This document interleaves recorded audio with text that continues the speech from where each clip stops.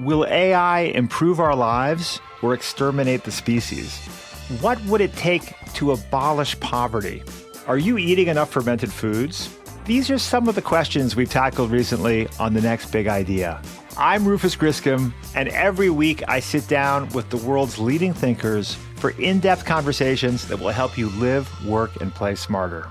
Follow The Next Big Idea wherever you get your podcasts. From LinkedIn News, I'm Jessie Hempel, host of the Hello Monday podcast. Start your week with the Hello Monday podcast. We'll navigate career pivots. We'll learn where happiness fits in. Listen to Hello Monday with me, Jessie Hempel, on the LinkedIn Podcast Network or wherever you get your podcasts. I'm Michael Reddington, and today it is my pleasure to welcome back our next guest, Kwame Christian. It might be quicker to go through the things he doesn't do than what he does do. Kwame is the founder of the American Negotiation Institute. He is the host of the Negotiate Anything podcast, the largest negotiation podcast. He is a two-time author. He is a keynote speaker. He is an attorney. He is a professor. He is a father, a husband. The list goes on.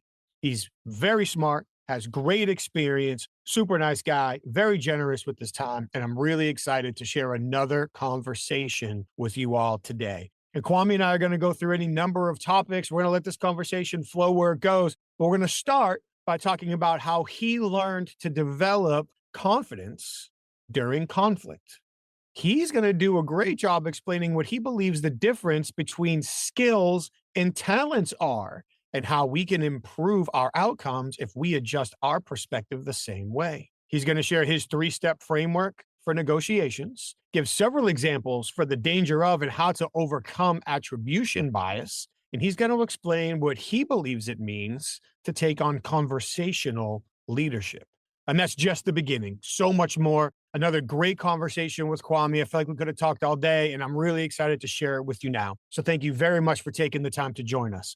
Of course, before we get into the conversation, let's take a quick second to thank our sponsors. First, we have HumanTell. If you haven't already, please head over to humantell.com and enter the code INQUASIVE25 for 25% off of their best-in-class online self-paced training to begin to learn what people are likely thinking and feeling by recognizing emotional shifts through changing facial expressions and nonverbal communication. It's a skill that once you learn, it's very hard to unlearn, and you can start using it in order to maximize your relationships and conversational outcomes. I highly recommend it. I've done all the training myself. That's over at humantell.com. If you're a professional interviewer, please head over to certifiedinterviewer.com. That's where you can learn all you need to know about the International Association of Interviewers. That's where you can learn about their online training, their in-person training and events, their investigator resources, their networking opportunities, and so much more. Check that all out there. It's where you can also learn about the Certified Forensic Interviewer designation. What does it take to qualify? How do you earn the designation? How do you maintain it? And what can it mean for your career moving forward? All those questions and more answered at certifiedinterviewer.com. And while you're online, please check out inquasive.com. That's where you can learn more about the customized engagements our clients ask us to facilitate for their senior leadership team, their sales teams, and their HR teams to teach them the strategic observation and persuasion skills necessary to encourage people to share more sensitive information under vulnerable circumstances in the face of consequences across the spectrum of their high-value conversations. You can learn all that and more at inquasive.com. Again, thank you so much for being here. Another great conversation with Kwame. I know you're going to love it. Get your pen and paper ready. So without further ado, Kwame Christian. Kwame, it is great to see you again, man. Thank you so much for coming back here. How are you? It is my pleasure. I'm great. I'm better now that we're hanging out. Me too, man. It's always a pleasure. I know you're busy taking over the world, one show at a time, one contract at a time, one deal at a time. So I appreciate you carving out the time for us. And in transparency, we've been hanging out for the last half hour before we hit record. So we should probably start talking about what we came here to talk about today. So the last time we had you on, we talked about your most recent book, How to Have Difficult Conversations About Race, which is an amazing book. And I say this with all respect, and we've said it before, it really could have been titled How to Have Difficult Conversations About Anything. You just framed it about conversations about race. So today, what I would love to do is touch on a wider range of negotiation-related topics. So your first book, if I recall correctly, if I jack this up, you can beat me up as you see fit, but it was all about finding confidence in conflict, right? That's right. So let's start there. I think when your average reader, student, participant, whatever, looks at somebody who's in front of the room teaching these things, they just assume that that person loves having these conversations, enjoys having these conversations, never feels nervous or never has confidence issues with these types of conversations. When I think the answer is probably more likely the person in front of the room still in a fair amount of conversations has the anxiety, the anticipation, the nerves that might be related to the topic, the outcome, the person or whatever, but has had the reps to be able to focus on the structure to get through the conversation. So I'm guessing you don't wake up every day going, I wonder how many difficult conversations I can have today. That sounds like fun. But you've got structures in place for them. So that might have been the world's longest setup to this first question. What have you done in your life and your career to develop a sense of confidence during these conflicting or difficult conversations?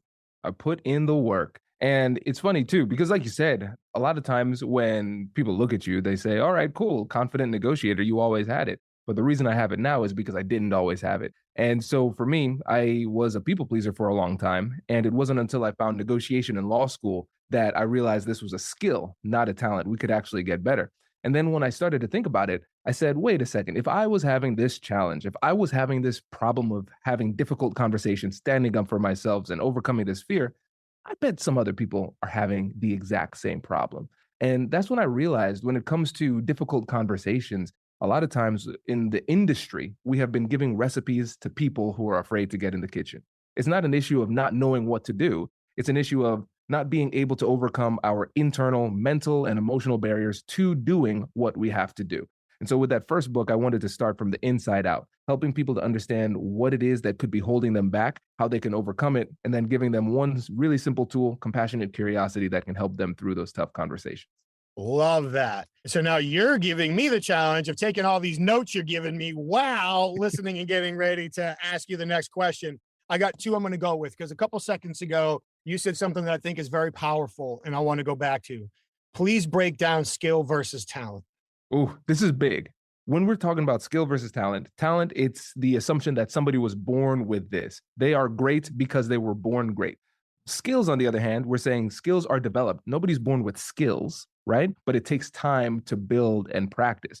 Now, this is not to say that there are not some people who, because of their natural psychological makeup or whatever, they tend to be better naturally at this or other things. We're definitely not going to deny that. But we also have to recognize the fact that with practice, we can improve. And when it comes to the skills associated with negotiation and conflict resolution, the core skills, you will be improving these skills in perpetuity, forever, for your whole lifetime. I'm still getting better with every time I have conversations with great folks like you on the podcast, and every time I have these conversations myself, because I analyze what I did well and what I did poorly and figure out how I can just keep on getting incrementally better every single time. Yeah, and that incrementally better, one word, one question, one pause, one perspective makes all the difference in the world. I'm going to circle back to that in just a second. But before I forget, you mentioned compassionate curiosity. Can you unpack that a little bit for us and really let us know what you mean by that? Yes. Okay. This is a fun realization, Mike. So we've had over 1,300 episodes of Negotiate Anything at this point. So talking to the brightest minds. Exactly. We've been in this game for a while. It's been fun to answer this one question just for me. I'm thinking, what is it that all of these great negotiators, no matter what industry, no matter what part of the world, what is it that they're all saying, but saying differently? And so we've discovered these three things. So number one, the best negotiators adapt and flow. And this is one, actually, I quote you directly, Mike, all the time. Great negotiators embrace surprise. We don't know exactly what's going to happen, but we are exceptionally good listeners and we ask great questions and we adjust. So that's the first thing. Then the second thing is you only need three things in order to be a great negotiator. Just three things. You need to, number one, become a better listener. Some might say become a disciplined listener. Number two, you need to ask better questions. And number three, you need to manage emotions, both yours and the other side. So after starting to see these patterns, I wanted to create a framework, a mental model that people can use in all of their difficult conversations, whether they're at work or at home, and that's compassionate curiosity. So it helps you to flow and adapt and make reads in the moment without having to overthink what I need to say or what I need to do. So first step of compassionate curiosity is acknowledge and validate emotions. We're going to assume there's some emotional challenge in the room. We want to lower the emotional temperature so we can advance, so people can think clearly. Number two, we're going to get curious with compassion. We're going to ask open-ended questions with a compassionate tone, create psychological safety, trust, empathy, and move forward gathering information. Because at the end of the day, negotiation is an information game. And then number three, we are going to use joint problem solving. So it's not me versus you, it's you and me versus the problem, and we're going to work together to find a solution. And so you can flow through the conversation using that framework. Emotions, acknowledge and validate. No emotions, cool, gather information. You have all the information you need and people are emotionally stable enough to continue, just join problem solving and you flow based on what you see. I love it. I love it. And one of the little things I think you said in there that I want to make sure we go back and highlight is the importance of asking questions with a curious tone. Questions can be perceived as invitations or attacks. And you just said it's not me versus you, it's you and I versus the problem. But that's not how a lot of people enter into the conversation. They bring their own fears, they bring their own expectations, they bring their own concerns in. And now, whether they realize it or not, they're looking for affirmations of those fears, concerns, and negative expectations. So if I ask a question in any tone that comes off as accusatory, aggressive, disrespectful, even if I don't mean it, my phone goes off in my pocket and I know that that is my kid's baseball coach reminding me that I'm supposed to coach tonight. And my emotional reaction to that leaks out in how I ask the question. The guy I'm talking to doesn't know that. So having that curious tone goes a long way to encourage people to open up and share more information, because it doesn't sound judgmental. It doesn't sound accusatory. It might feel like it's a little detail, but it's a really, really, really important detail. It's vitally important because, again, think about how we come in with our assumptions. Like you just said, the other side does as well. And most likely, just because of the statistics of this, most people are not well schooled in this. And when I do trainings, I ask people, how many of you have had a negotiation course or training before? And maybe 5 to 10 people raise their hand, right? And these are deal makers. These are leaders of organizations, and they're just untrained in having difficult conversations. And then I say to those 5 to 10% of people, how many of you have had more than one? And then all of the hands go down. So you coach your son's baseball team, you do jujitsu. How good can you be at either of those things if you've just done one practice, right? It doesn't work. And so we have to recognize that if we are letting this emotional leakage occur, the other side is perceiving this too. And so let's introduce the term attribution bias. So attribution bias is really just the reality that everybody is asking themselves, why is this happening? Why did Mike do that? Why did Mike say that? And so a lot of times, like you said, we're not going with true curiosity in order to figure out what it is. We're going with biased curiosity to confirm our own conclusions. So if they are fearful in this conversation and then they hear some attitude from you, they are going to assume and attribute that negative attitude to them and this situation. And they're going to say, Mike doesn't like me, Mike's disrespecting me, he doesn't think I'm not taking this seriously. Whatever the conclusion, it is probably going to be incorrect, and it's probably going to be very detrimental to you and the conversation. So we have to manage that tone to make sure we don't create that cascade of negative assumptions. I love all of that. And especially that point at the end, there is a significant percentage of time, the behavior we observe and get upset, frustrated, angry with is a direct result of how they perceived we communicated with them. So if we are more strategic, if we are more intentional, if we are more aware of how we're communicating to others, we can reduce that from happening. And then we can say to ourselves, oh yeah, I did kind of sound accusatory with that question. That probably pissed me off too. I'm gonna let that slide and I'm gonna refocus. So that's a huge, huge point. You said another word in there that I feel like falls under that attribution bias and might be the most detrimental of all. I hear this all the time from people I work with, teaching, consulting, even just talking with.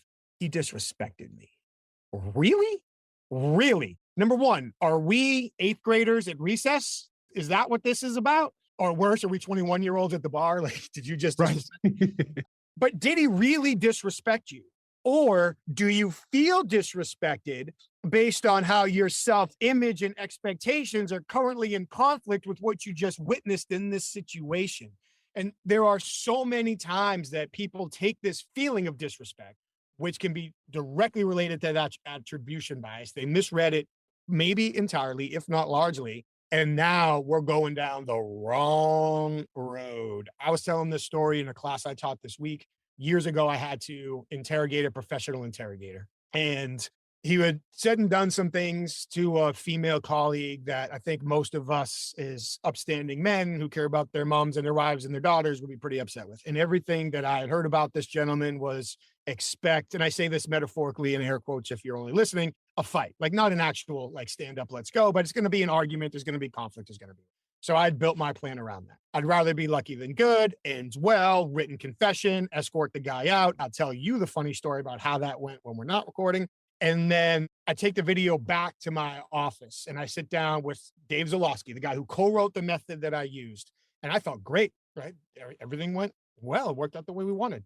He watched about 2.5 minutes tops of the start of the video, paused it. He's like, dude, what are you doing? What do you mean? What am I doing?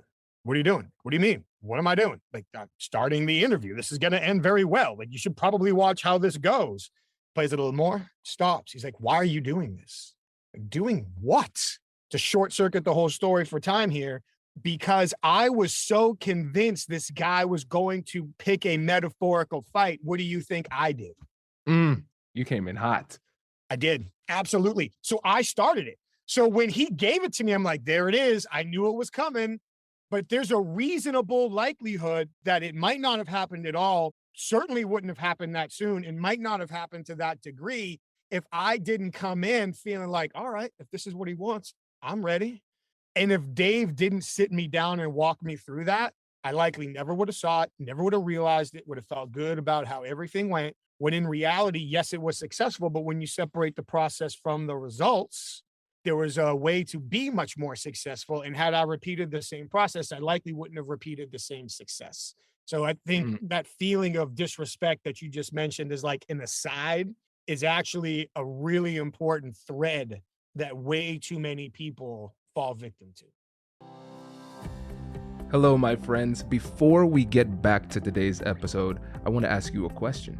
Have you ever wondered how to elevate your team's negotiation game and how you can help the folks on your team have better, difficult conversations?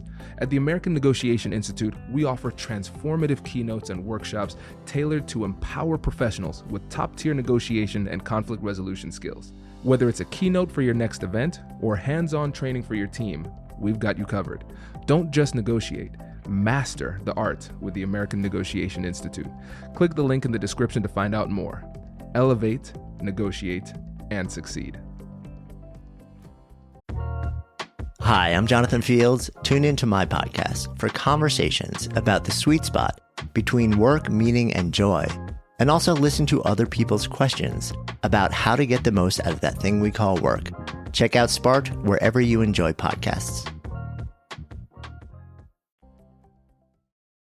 Agreed. And one of the things that I love about this story, Mike, is that it shows the power of self-fulfilling prophecies. So you go in assuming things are going to be a certain way, it's going to be a fight, and then you approach it in a way subconsciously that turns it into a fight, therefore just confirming the bias that you came in with. And I think it takes a lot of self-awareness to stop and recognize, hey, the thoughts that I have, they're thoughts, they're not necessarily truths. So we have to come in with a little bit of humility and just recognize, all right, cool, this is how I think it might go. It might not. So let me try to fight my own biases, fight my own demons within my head, and make sure that I don't create that outcome that I fear the most. Yeah, super important. And honestly, in transparency, I might not have realized it if Dave didn't walk me through it.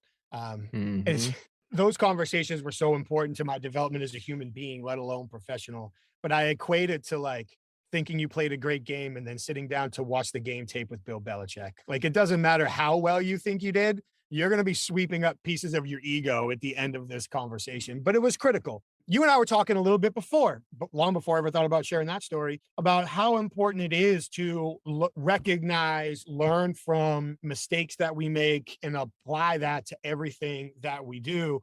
Because we talked about it before, I'd love to flip that question back to you. How has learning from mistakes you've made helped catapult you in your career to where you are now? It's been huge for me because when you think about the books that you read, the podcasts that you listen to, and of course, not to devalue books or podcasts, okay? Especially your books and your podcast.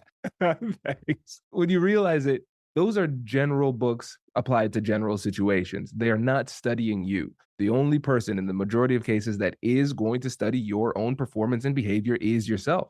And so when I think about negotiation, I think about the fact that we can win every single time with the right mentality. And you're winning if you, number one, use the right techniques to put yourself in the best position for success. That doesn't speak to the actual outcome, but it means that you are doing what is within your control to put yourself in the best position to succeed. And number two, you're winning if you take every conversation as a practice opportunity. And you're going to be your own coach. You're going to replay the tape. You're going to ask yourself, what did you do well? Try to replicate that. What did you do poorly? And you say, my goal is to not make the same mistake twice. That's it. And as long as you keep on doing that, you're going to improve.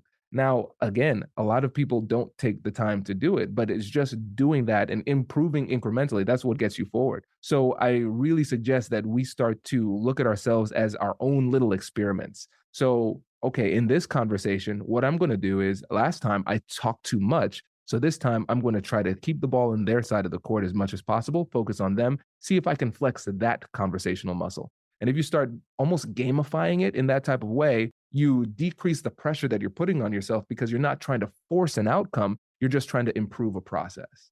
I absolutely love that. You mentioned this earlier. It's where my brain went. But it's like you and I were talking about training jujitsu earlier. I don't have to get a submission, but if I can just pass your guard today, that feels like a win. Like if I can go 5 minutes without actually being submitted, that feels like a win. So like putting these building blocks in place and taking that, not just our bias, but even our self-image. Like I'm a work in progress.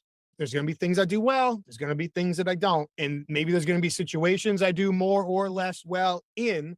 If I acknowledge that I'm always a work in progress, then I can accept those opportunities because I don't have to look myself in the mirror and say, you suck, you fail. Right. I can look myself in the mirror and say, well, that wasn't how I thought about it in my head, but here's what I learned and here's how we can move forward. Absolutely. And this helps to fight off performance anxiety. Because again, like I said, a lot of times it's not a skills or strategy issue when it comes to our failures in these difficult conversations. It's a mindset issue. And the more emotional duress you're under, the more of a negative impact it will have on your performance. But if you have this playful, a constant improvement mentality that you're bringing into it, now you can still have the exact same conversation with the exact same stakes with much, much less pressure. And when we stop putting that pressure on ourselves, we recognize how much of this is just self-imposed stress and emotionality that doesn't benefit us. It just holds us back.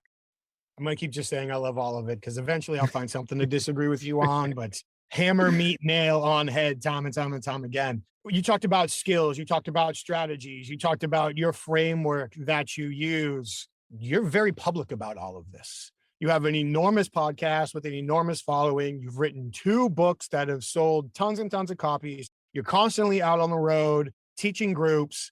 You're also negotiating deals for your own organization and for your clients as well. So for me, one of the things that I had to overcome was I really enjoy sneaking up on people. I really enjoy being underestimated. I really enjoy when people have no idea what's coming and all of a sudden, oh, what happened? It's over. Hey, Mike got what he wanted and I get to walk away. But when you become a known quantity, you don't have that opportunity anymore. And so for me, in certain situations, I've had to learn to change my perspective, change my game plan, change my approach, learn to find different advantages, accept different weaknesses or opportunities. For you, being a much greater known quantity than I'll ever be, how have you adapted your negotiation approach to still apply your techniques, even though to some degree, people likely feel like, right or wrong, they know what's coming? Oh, yeah. This is a great question because it does happen. A lot of times people make a joke about it. They're like, uh-oh, Kwame the Negotiator's here. We better get my guard up, right? And so for me, what I've recognized is that it's my responsibility to lower their defenses and help them to feel safe. It's like a trained fighter versus somebody who is just deciding to fight today in a lot of situations. There's a different level of responsibility that I feel like I carry in these conversations. And so I developed a concept a couple of years ago called conversational leadership.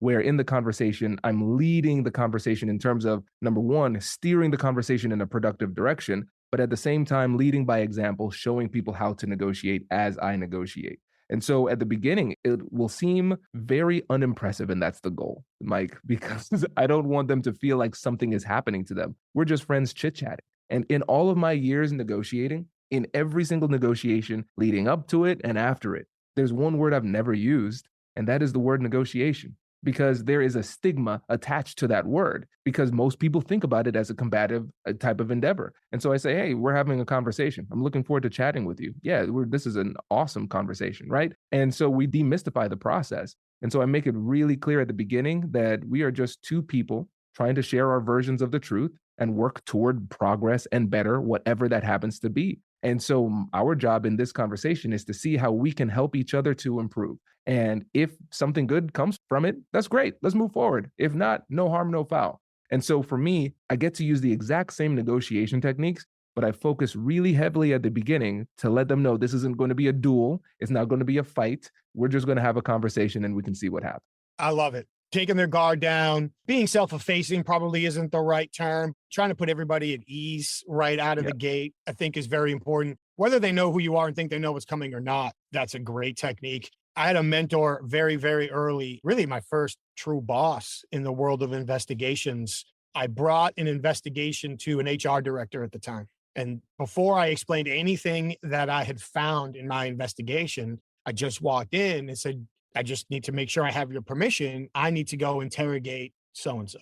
And her eyes lit up and she pushes her chair back from her desk and she's like, whoa, whoa, whoa, whoa, whoa, whoa, whoa. And now I'm showing her a very clear investigation that says, we need to talk to this person. And I'm getting resistance the whole way. And my boss at the end kind of smiles. He's like, hey, Mike was kind of direct. He's still learning. This is how the process typically works. And at the end, she's like, okay, you can talk to him. When we walked out, he put his arm around me. He's like, you got a lot to learn. But one of the things that I did from that day forward was, it's always the word you used it. It's conversation. It's never interrogation. It's never interview. It's conversation. I need to have a conversation with this person. Thank you for having a conversation with me. I appreciate you volunteering or taking the time to be a part of this conversation. And just those word choices can help mitigate those emotions that you were talking about earlier that play such a big role. The English language is maddening and complicated, but it gives us many words with similar meaning that we can place at different pieces of the conversation to still accomplish what we need to and build the bonds we need to establish without getting guards all the way up as part of that conversation. Absolutely. I think that goes back to flexibility. Like the great negotiators adapt and flow. And so the way I talk to one person won't be the way I talk to another person, right? So for instance, if somebody's coming in and they want a program for their leaders who are having trouble with difficult conversations, or there's a lack of trust, I'll have a bit more of a compassionate type of tone.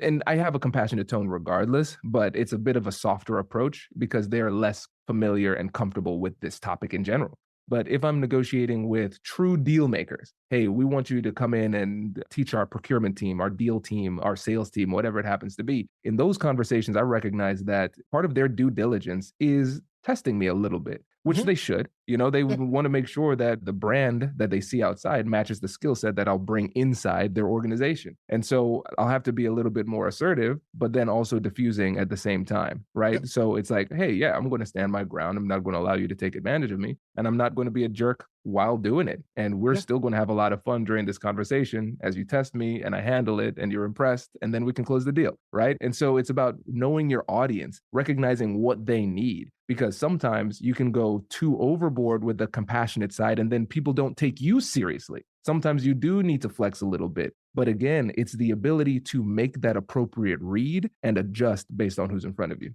Yes, play the game the way they need to play. Exactly.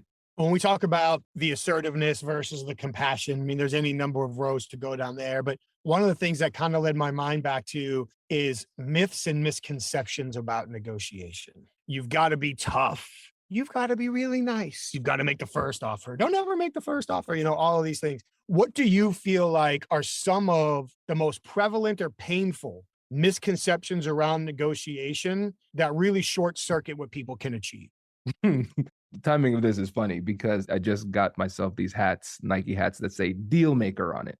I'm going to at some point dabble into merch. Deal maker is a cool term. I like it. It's cool. And what I'm going to do is be very hypocritical in 3, 2, 1. So here it is, Mike. I think that one of the biggest myths is that negotiation is the art of deal making. It's not. I think negotiation is the art of deal discovery. Because if I think about this in terms of deal making, then I feel unnecessary and unrealistic pressure to make a deal in a circumstance where a deal should not be made, right? I need to be able to adjust to the circumstances and recognize that sometimes the worst outcome that could happen is a deal that should have never been made, right? So, but if I think about this as the art of deal discovery, it takes that pressure off of me. And all I'm doing is coming to this conversation, sharing space, sharing information, learning and growing together to see whether or not we can work together to solve this problem. If we can, that's great. Let's move forward. If we can't, no harm, no foul, we can move on. And I think that that myth of negotiation as a deal making endeavor sometimes puts unnecessary pressure and creates that deal making bias that can push us to make deals that never should have happened. It's a great example. We go where our mind's eye takes us. So if I tell myself I'm here to make a deal, even if I'm getting a bunch of warning signs, that's the direction I'm going to track, especially with all of the programs that you teach. Are there examples that people typically bring up? Maybe something that they learned. They've got a boss that cut his or her teeth in the 70s or in a different industry or something like that. And they're like, well, I've always been told that you need to do this or you need to do that. Or there are things that I don't want to say regularly come up in your seminars, but come up enough where you're like, can we please get past this and look at it another way? Yes. Big one is when to make the first offer, because you and I can both name people in the industry. Some say always make the first offer. Some say never make the first offer. And typically when somebody is presenting you with absolutes in a situation that is so dynamic and complex as conversations, they are incorrect. Thank you. Okay, that's it. And so this is the read that I like to make, and I base it on the psychology of anchoring. So with anchoring is a bias in our mind that sets the reference point for the conversation. As a result, as it relates to negotiation, anchoring is starting the negotiation off with the most aggressive request that we can reasonably justify, because we know that the initial offer has a disproportionate level of persuasive power as it relates to the rest of the negotiation. So here's the thing. Anchoring is so powerful that whenever I have an opportunity to anchor, I will anchor whenever I have that opportunity. But when do I have that opportunity? This is where the analysis comes in. So if I have as much information or more information than the other side, then I can make a competent first offer. Then I will be the person leading the dance, making the anchor. Now, if there's any reason for me to believe that the other side has more information than me, then I sit back and wait for them to make the first offer to me, because every offer comes with information. You provide me that information to substantiate the request that you're making, and now I can competently counter you. I recognize that I don't have the power to anchor, but I can maybe re-anchor or just break down the confidence you have in your anchor, then be a little bit more of a counterpuncher conversationally in that negotiation. But the whole black and white, always make the first offer or never make the first offer, that is one thing that irks me to no end, Mike, because it is so wrong. Yeah, anytime we hear somebody say always or never, change the channel. And that's not how it works. But I love what you just said about every offer comes with information. And I'm pretty sure I once heard a wise man say that negotiation is an information game. That's right. So now if I am basing whether or not I make the first offer off of, I'm assuming the relationship between the information I have, the goal I'm looking to achieve, and the people I'm looking to achieve this goal with, now I can either lead the dance or let them lead the dance, but it's based on the systematic evaluation, not on a line I read in a book somewhere that says this is what you're supposed to do. Exactly. And remember too, Mike, there are different types of offers and different types of scenarios. There are going to be some situations where like a real concrete hard anchor would be really detrimental to the vibes in the negotiation, right? Like that, it would come at such an expense to the quality of the conversation and the relationship that I wouldn't drop a concrete, hard, solid anchor. A lot of my anchors are soft anchors. They're just suggestions, right? So I'll just say, hey, coming into this, based on our calculation, we think that this number makes sense to us. But what I want to do in this conversation is have a conversation with you, figure out what you're seeing so we can work through this, right? So that's a soft anchor. I'm not saying I'm stuck on that. I'm saying this is where my mind is. It still has a psychological impact, but it's not as robust, and it doesn't come with that negative consequence of seeming too aggressive too soon. Yeah, you can use words like typically or currently or as of now, or like you said, based on our current calculations. Those are all great ways to frame it. So it gives you that room where you're not giving in, you're not losing face, and you don't push them into a corner. Sometimes too, if somebody really pushes me early in the conversation, well, what's this going to cost? What's this fee going to be? What does your client really want? I'll just simply say, we'll figure it out. And then I'll keep talking. Yep. Because we'll figure it out. Right. And now's not the time for me to start messing with that. We'll figure it out. Let's just keep right on going. That's such a great response. I like that one a lot. See, this is why I love talking to you, because this is a perfect example of just like that little line. It's so simple to say, but it takes a lot of trial and error to come to that, because you want to deflect at that time. You want to make sure that the relationship still stays strong, but at the same time, you don't want the person to feel like you're being disrespectful by completely pushing them aside. So you're going to acknowledge it and say, yeah, great question. We will figure that out. And in order to figure that out, I have a question for you. And then you just flow. That's so good, Mike. That's really good. I try to step up my game anytime I'm talking to you. You know what I mean? I appreciate it. Oh, this is good. This is really good. Hey, I'm keeping an eye on the time. How are you doing? Because I can get sucked into this conversation and keep going. Man, I was thinking the exact same thing, but I know the contractor is going to be here in a few minutes, so I've got to run. But that just means we have to do this again, Mike. We just have to do it again. We will. And again, and again, and again. I appreciate you coming back on my show. We're going to do another episode of your show coming up too. I don't know what the record is for how many times somebody has been on your show, but I want to go on record saying I want it to be my record. So we're going to have to figure that out. You are very close right now. It's probably between you and Brian Ahern. Brian Ahern's been on the show 4 times. I think you've been 3 times. So this is cool. I'm gonna go back and check. I might have 4. I'm gonna go back and check. Brian, much respect, man. I'm coming for that number. Hey, I know you got a lot going on. You were telling me some things that you're working on. I don't know what's for public and what's not for public yet, but brag. Where can people find you? Where can people learn from you? What can they get from you and your team? Before we go out of here, let everybody know. Appreciate it. Well, one program that we're starting now is Negotiate Anything Premium. So it's a subscription model for the Negotiate Anything podcast. So we have episodes coming out every single day, but they're not organized or categorized. And so this joining premium, I think it's $10 a month. And you can get a free trial. We'll put a link in the description of the episode too. But it allows you to get the episodes categorized by theme. So whether you're a deal maker or a leader, somebody who wants salary negotiation or compensation advice, those type of things, you can go to that specific channel and get the episodes that are focused for you. And then also it has an Ask Me Anything section. So if you have questions or situations, you can ask me, and then I would answer it in a private feed that people who are premium members could get access to. So that's been a lot of fun. And then just everywhere you can find podcasts, you will find Negotiate Anything. And then also LinkedIn, follow me on LinkedIn and reach out if you need help with a training or keynote too. Awesome. And I highly recommend doing all of that if you haven't already. Man, it's great to see you. Thank you for taking the time this morning. I really appreciate it. I know we'll talk again very soon. Hopefully I find myself back in Columbus so we can get some more of that bread together that you turned me on to the last time. But take care of yourself. Stay safe. Enjoy the fall with your sons. And I'm really excited to see you again soon.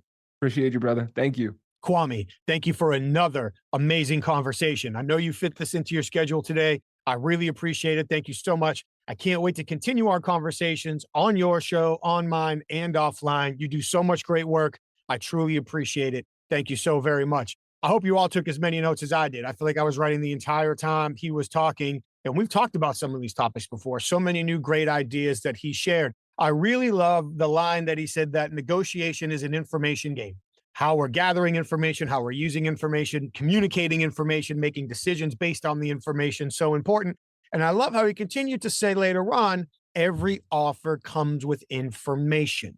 If we don't just look at the offers we receive as an opportunity to accept and counter, but if we look at these offers as a learning opportunity, what information did we just learn? How does that change our perspective? How can we reroute this conversation? I love that. Negotiations are information games, and every offer comes with information. Also love the comment that conversations are an opportunity to practice. Literally every single time we have a conversation with somebody is the opportunity to practice, learn, try something new, reflect after, continue to refine our techniques and tactics. Another great perspective, which leads to how we talked about the importance of studying ourselves.